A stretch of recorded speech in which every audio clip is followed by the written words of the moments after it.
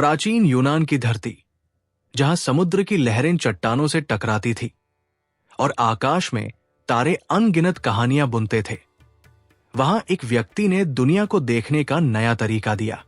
उसका नाम था थेल्स, माइलेतस का थेल्स। ये कहानी उस महान दार्शनिक और वैज्ञानिक की है जिसने सहस्राब्दियों पहले मानव विचारों की नींव रखी। ये कहानी है उस युग की जब दुनिया रहस्यों से भरी थी और जवाब खोजने की जिज्ञासा ने थेल्स जैसे व्यक्ति को जन्म दिया।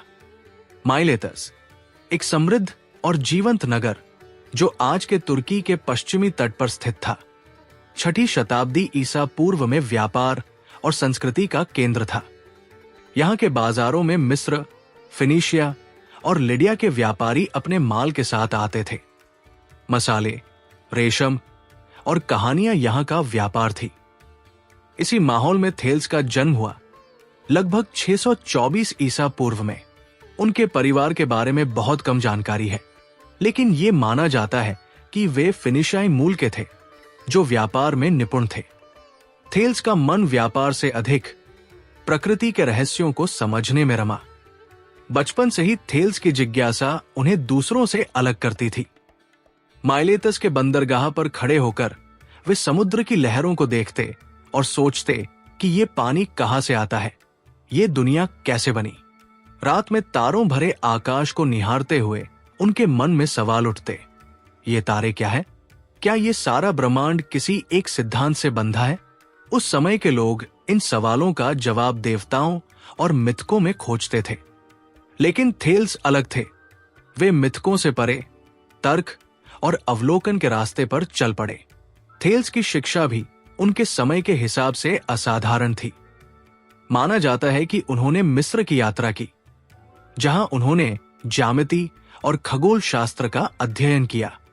मिस्र के पुजारियों से उन्होंने पिरामिडों की ऊंचाई मापने की तकनीक सीखी, जो छाया के सिद्धांत पर आधारित थी। ये तकनीक इतनी सरल थी, फिर भी उस समय के लिए क्रांतिकारी थी। थेल्स ने सूर्य की किरणों और छाया के बीच के संबंध को समझा और इसे गणितीय रूप से व्यक्त किया। ये उनके वैज्ञानिक दृष्टिकोण का पहला प्रमाण था। लेकिन थेल्स का सबसे बड़ा योगदान था उनकी ये धारणा कि दुनिया का मूल तत्व पानी है। उस समय के दार्शनिक और विचारक ये समझने की कोशिश कर रहे थे कि ब्रह्मांड किस चीज से बना है। कुछ का मानना था कि ये आग है, कुछ हवा को मूल मानते थे। लेकिन थेल्स ने कहा, सब कुछ पानी से उत्पन्न हुआ है। ये विचार आज हमें साधारण लग सकता है, लेकिन उस समय ये एक क्रांतिकारी विचार था। थेल्स ने देखा कि पानी जीवन का आधार है। पौधे, जीव और मनुष्य सब पानी पर निर्भर है। नदियां, समुद्र और बारिश, पानी हर जगह मौजूद है। उन्होंने तर्क दिया कि ये पानी ही वो मूल तत्व है जो सृष्टि की शुरुआत का कारण बना। थेल्स का यह विचार केवल एक दार्शनिक अवधारणा नहीं था, बल्कि ये वैज्ञानिक सोच की शुरुआत थी। उन्होंने मिथकों और देवताओं के बजाय प्रकृति के अवलोकन पर आधारित एक सिद्धांत दिया। ये पहली बार था जब किसी ने दुनिया को समझने के लिए तर्क और कारण का सहारा लिया। थेल्स ने यह नहीं कहा कि पानी एक जादुई शक्ति है। उन्होंने इसे एक भौतिक तत्व के रूप में देखा जो हर चीज का आधार है। ये विचार भले ही आज पूरी तरह सही न माना जाए, उस समय के लिए एक नई सोच का प्रतीक था। माइलेतस की गलियों में जहां व्यापारी और नाविक अपनी कहानियां सुनाते थे, थेल्स एक अलग तरह की कहानी लिख रहे थे। यह कहानी थी जिज्ञासा की, तर्क की और प्रकृति को समझने की। लेकिन यह केवल शुरुआत थी। थेल्स की खोजें और विचार आगे चलकर और भी गहरे हुए। उनकी यात्राएं, उनके अवलोकन और उनके सवाल उन्हें एक ऐसे रास्ते पर ले गए जिसने पश्चिमी दर्शन और विज्ञान की नींव रखी। माइलेतस की चहल पहल भरी गलियों और समुद्र तट की शांति के बीच थेल्स का मन आकाश की ओर उड़ान भरता था। उनकी आंखें तारों को पढ़ती थी और उनका दिमाग उन रहस्यों को सुलझाने में लगा रहता था जो ब्रह्मांड ने अपने भीतर छिपा रखे थे।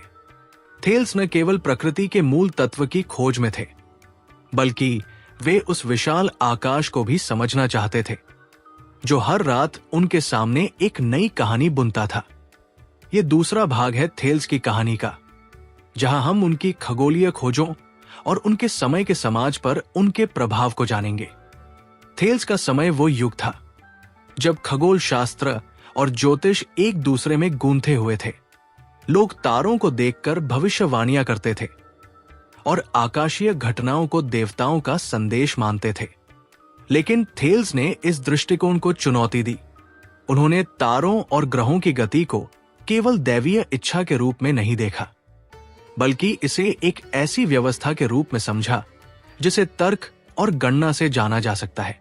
उनकी सबसे प्रसिद्ध उपलब्धियों में से एक थी सूर्य ग्रहण की भविष्यवाणी। कहा जाता है कि 585 ईसा पूर्व में थेल्स ने एक सूर्य ग्रहण की सटीक भविष्यवाणी की थी।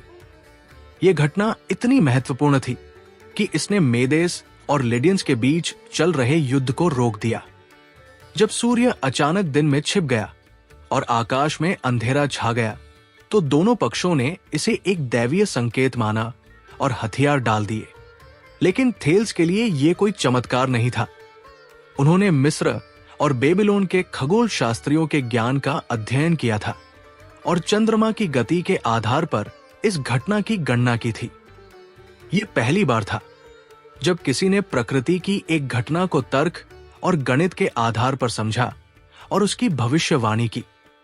थेल्स की यह उपलब्धि केवल एक खगोलीय गणना नहीं थी, ये मानव इतिहास में एक नए युग की शुरुआत थी। उन्होंने दिखाया कि प्रकृति के रहस्यों को समझने के लिए हमें देवताओं पर निर्भर रहने की आवश्यकता नहीं है। उनके अवलोकन और गणनाएं उस समय के लिए इतनी क्रांतिकारी थी कि बाद के दार्शनिकों और इतिहासकारों जैसे हेरोडोटस ने उनकी इस उपलब्धि को अमर कर दिया। थेल्स की खगोलीय रुचि केवल सूर्य ग्रहण तक सीमित नहीं थी। उन्होंने नक्षत्रों का अध्ययन किया और नाविकों के लिए नौवहन की तकनीकों को बेहतर बनाया। उस समय समुद्री यात्राएं जोखिम भरी थी और नाविक तारों को देखकर अपना रास्ता तय करते थे। थेल्स ने उर्सा माइनर नक्षत्र, जिसे हम आज छोटा सप्तऋषि कहते हैं, को नौवहन के लिए उपयोगी बताया। उन्होंने नाविकों को सिखाया कि इस नक्षत्र के आधार पर वे उत्तर दिशा का सटीक निर्धारण कर सकते हैं। ये ज्ञान माइलेतस के व्यापारियों और नाविकों के लिए वरदान साबित हुआ, क्योंकि इससे उनकी यात्राएं सुरक्षित और अधिक विश्वसनीय हो गई। लेकिन थेल्स का प्रभाव केवल वैज्ञानिक खोजों तक सीमित नहीं था। माइलेतस के सामाजिक और बौद्धिक जीवन में भी उनकी गहरी छाप थी। वे एक सार्वजनिक व्यक्ति थे जो नगर की सभाओं में भाग लेते थे और लोगों को तर्कपूर्ण सोच के लिए प्रेरित करते थे। उस समय के यूनानी समाज में दर्शन और विज्ञान अलग अलग विषय नहीं थे। थेल्स जैसे विचारक प्रकृति, समाज और मानव जीवन के हर पहलू को एक साथ जोड़कर देखते थे। उनकी शिक्षाएं और विचार माइलेतस के युवाओं में जिज्ञासा की चिंगारी जगाते थे। थेल्स की एक और खासियत थी उनकी व्यावहारिक बुद्धि। एक कहानी के अनुसार कुछ लोगों ने उन पर तंज कसा कि दर्शन शास्त्र का कोई व्यावहारिक उपयोग नहीं है। जवाब में थेल्स ने अपनी खगोलीय गणनाओं का उपयोग करके जैतून की फसल के मौसम की भविष्यवाणी की। उन्होंने पहले से ही जैतून तेल के प्रेस किराए पर ले लिए और जब फसल प्रचुर मात्रा में हुई तो उन्होंने ऊंचे दामों पर प्रेस बेचकर भारी मुनाफा कमाया। इस कहानी का उद्देश्य ये दिखाना था कि थेल्स न केवल एक विचारक थे, बल्कि वे अपने ज्ञान को व्यावहारिक रूप से लागू भी कर सकते थे। थेल्स की ये उपलब्धियां और उनका दृष्टिकोण माइलेतस की सीमाओं को पार कर गया। उनके विचारों ने बाद के दार्शनिकों जैसे एनाक्सिमैंडर और एनाक्सिमेनिस को प्रेरित किया, जो उनके शिष्य माने जाते हैं। थेल्स ने एक ऐसी परंपरा शुरू की जिसमें प्रकृति को समझने के लिए तर्क, अवलोकन और गणित का उपयोग किया गया। ये परंपरा आगे चलकर पश्चिमी दर्शन और विज्ञान का आधार बनी। लेकिन थेल्स की यात्रा अभी पूरी नहीं हुई थी। उनके विचार और खोजें उन्हें और भी गहरे सवालों की ओर ले जा रही थी। वे न केवल प्रकृति को समझना चाहते थे, बल्कि ये भी जानना चाहते थे कि मानव जीवन और ब्रह्मांड के बीच क्या संबंध है। माइलेतस की हल्की ठंडी हवाओं और समुद्र की सनसनाहट के बीच थेल्स का मन अब तक के सबसे गहरे सवालों में उलझा था। वे न केवल प्रकृति के मूल तत्व या आकाश की गति को समझना चाहते थे, बल्कि ये भी जानना चाहते थे कि ये सारा ब्रह्मांड कैसे एक व्यवस्थित संरचना में बंधा है। थेल्स की खोज अब दर्शन और ज्यामिति की ओर बढ़ रही थी, जहां उन्होंने तर्क और गणित के सहारे दुनिया को नए सिरे से परिभाषित किया। ये तीसरा भाग है थेल्स की कहानी का, जहां हम उनके दार्शनिक विचारों और ज्यामितीय योगदान की पड़ताल करेंगे। थेल्स को प्रीसोक्रेटिक दार्शनिकों में सबसे पहले गिना जाता है, क्योंकि उन्होंने दुनिया को समझने के लिए मिथकों के बजाय तर्क का रास्ता चुना। उनकी ये मान्यता कि पानी ही सृष्टि का मूल तत्व है केवल एक वैज्ञानिक अवधारणा नहीं थी, बल्कि ये एक दार्शनिक सवाल का जवाब भी थी। ये दुनिया किस चीज से बनी है और ये कैसे एकजुट रहती है। थेल्स का मानना था कि ब्रह्मांड में एक एकता है, एक ऐसा सिद्धांत जो हर चीज को जोड़ता है। ये विचार उस समय के लिए क्रांतिकारी था, क्योंकि इससे पहले लोग प्रकृति की हर घटना को अलग अलग देवताओं का परिणाम मानते थे। थेल्स ने यह भी सवाल उठाया कि क्या प्रकृति में कोई ऐसी शक्ति है जो चीजों को गति देती है। उन्होंने देखा कि चुंबक में लोहे को अपनी ओर खींचने की शक्ति होती है। इससे प्रेरित होकर वे इस निष्कर्ष पर पहुंचे कि शायद प्रकृति की हर चीज में एक तरह की जीवंतता है। ये विचार आज हमें अजीब लग सकता है, लेकिन उस समय ये एक गहरा दार्शनिक कदम था। थेल्स ये कह रहे थे कि दुनिया को चलाने वाली शक्तियां रहस्यमयी या दैवीय नहीं है, बल्कि वे प्रकृति के भीतर ही मौजूद है और उन्हें समझा जा सकता है। उनके दार्शनिक विचारों का एक और पहलू था दुनिया को व्यवस्थित रूप से देखने की उनकी कोशिश। थेल्स का मानना था कि ब्रह्मांड में एक तार्किक व्यवस्था है और इसे गणित के माध्यम से समझा जा सकता है। यहीं से उनकी ज्यामितीय खोजों की कहानी शुरू होती है। थेल्स को ज्यामिति का जनक माना जाता है, क्योंकि उन्होंने इस विषय को केवल व्यावहारिक उपयोग से ऊपर उठाकर एक तार्किक और सैद्धांतिक विज्ञान का रूप दिया। थेल्स की सबसे प्रसिद्ध ज्यामितीय उपलब्धियों में से एक थी पिरामिडों की ऊंचाई मापने की उनकी तकनीक। मिस्र की अपनी यात्राओं के दौरान उन्होंने देखा कि पिरामिडों की छाया सूर्य की स्थिति के आधार पर बदलती है। उन्होंने एक सरल लेकिन गहन सिद्धांत का उपयोग किया। जब किसी वस्तु की छाया उसकी ऊंचाई के बराबर होती है, तो उस समय सूर्य की किरणें 45 डिग्री के कोण पर होती है। इस सिद्धांत का उपयोग करके थेल्स ने पिरामिडों की ऊंचाई की गणना की। ये तकनीक न केवल उनकी गणितीय प्रतिभा को दर्शाती है, बल्कि ये भी दिखाती है कि वे प्रकृति के नियमों को गणितीय रूप से व्यक्त करने में सक्षम थे। थेल्स ने ज्यामिति के कई मूलभूत सिद्धांत भी स्थापित किए, जिन्हें बाद में थेल्स के प्रमेय के रूप में जाना गया। उदाहरण के लिए, उन्होंने सिद्ध किया कि एक त्रिभुज जो एक वृत्त के भीतर इस तरह खींचा जाए कि उसका आधार वृत्त का व्यास हो, हमेशा समकोण त्रिभुज होगा। यह सिद्धांत आज भी ज्यामिति की बुनियाद में शामिल है। इसके अलावा उन्होंने ये भी दिखाया कि दो त्रिभुज तब समरूप होते हैं जब उनके कोण समान हो और उनकी भुजाएं समानुपाती हों। ये सिद्धांत उस समय के लिए न केवल नवीन थे, बल्कि इन्होंने गणित को एक व्यवस्थित विज्ञान का रूप दिया। थेल्स की ज्यामितीय खोजों का प्रभाव केवल गणित तक सीमित नहीं था। ये सिद्धांत इंजीनियरिंग, वास्तुकला और नवहन जैसे क्षेत्रों में भी उपयोगी साबित हुए। माइलेतस जैसे व्यापारिक नगर में, जहां जहाजों का निर्माण और बंदरगाहों का डिजाइन महत्वपूर्ण था, थेल्स के गणितीय सिद्धांतों ने व्यावहारिक समाधान प्रदान किए। उनकी ये क्षमता कि वे अमूर्त विचारों को व्यावहारिक उपयोग में ला सकते हैं, उन्हें अपने समय का एक असाधारण विचारक बनाती थी। थेल्स के दार्शनिक और ज्यामितीय योगदान ने माइलेतस के बौद्धिक माहौल को बदल दिया। उनके विचारों ने लोगों को यह सिखाया कि दुनिया को समझने के लिए हमें अवलोकन, तर्क और गणना का सहारा लेना चाहिए।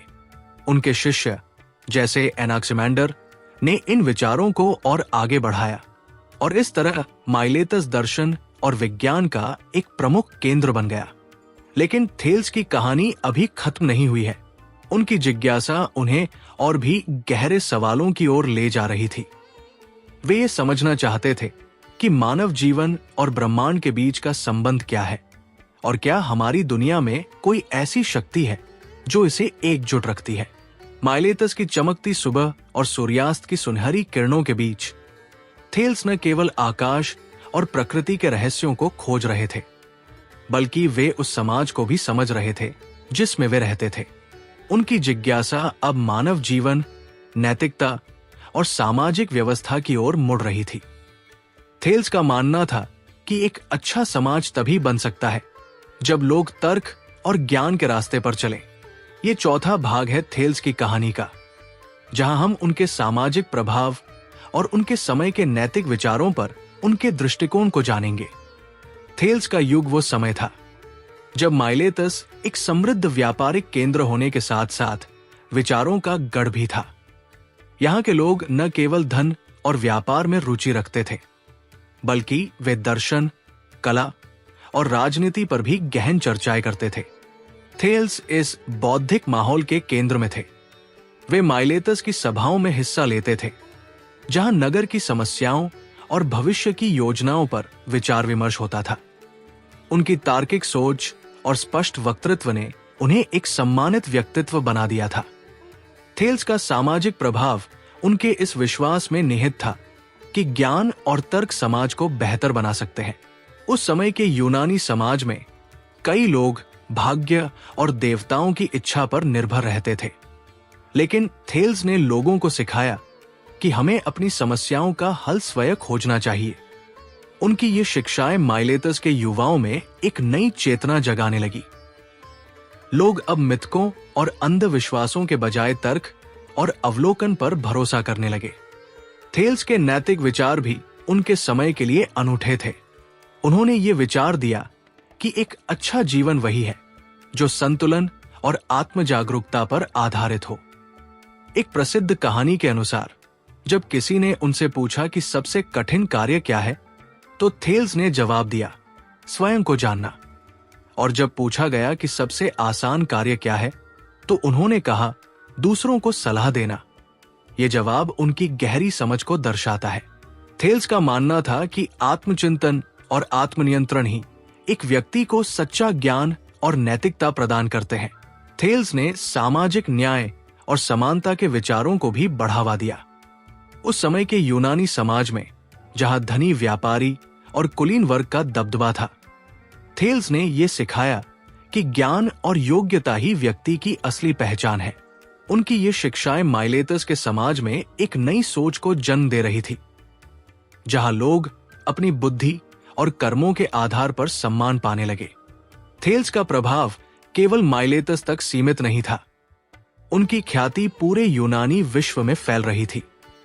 कहा जाता है कि वे 7 बुद्धिमानों 7 सेजेस में से एक माने जाते थे, जो उस समय के सबसे सम्मानित विचारकों का समूह था।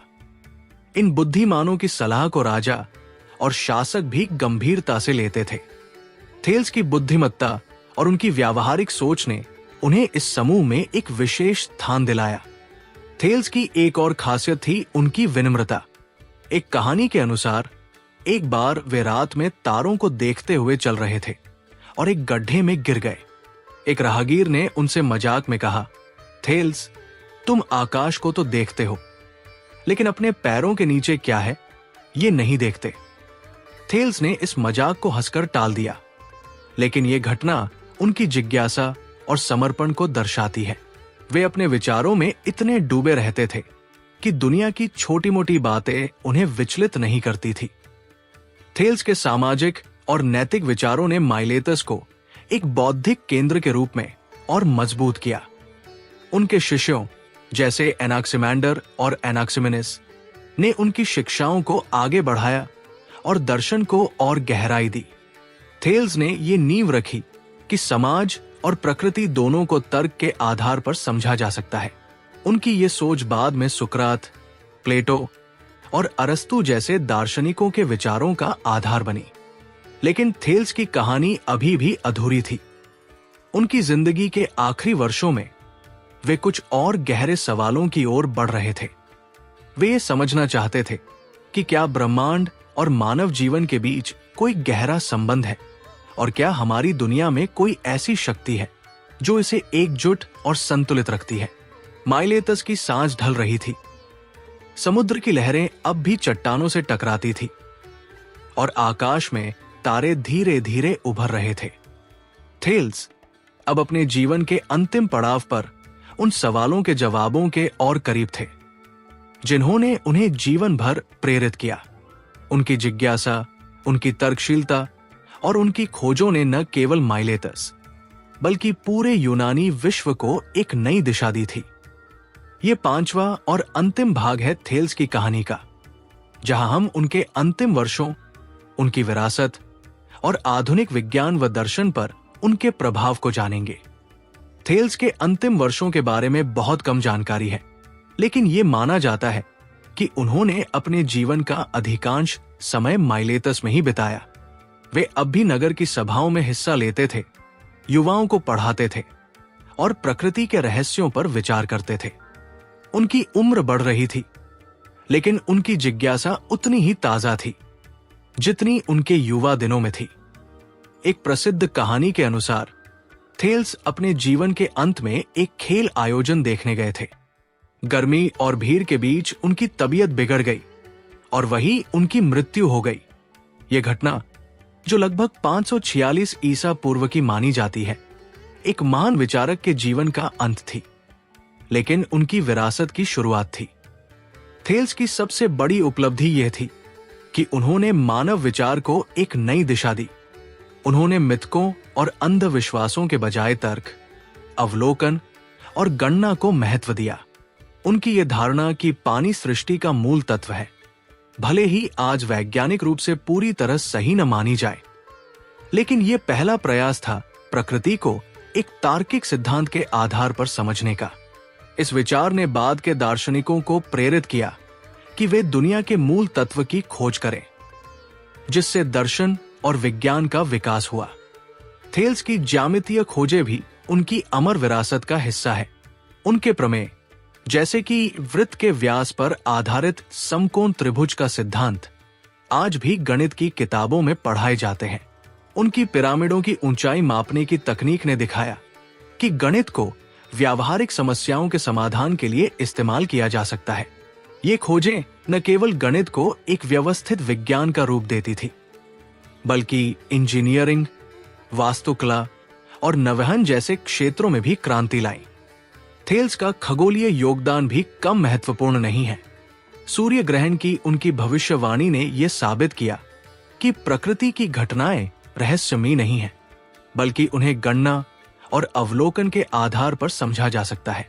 नाविकों के लिए उर्सा माइनर नक्षत्र के उपयोग की उनकी सलाह ने समुद्री यात्राओं को सुरक्षित बनाया। ये उपलब्धियां उस समय के लिए इतनी महत्वपूर्ण थी कि उन्होंने थेल्स को यूनानी विश्व में एक किंवदंती बना दिया। थेल्स की सबसे बड़ी विरासत थी उनकी बौद्धिक परंपरा। माइलेतस में उनके शिष्यों जैसे एनाक्सिमेंडर और एनाक्सिमेनिस ने उनके विचारों को आगे बढ़ाया।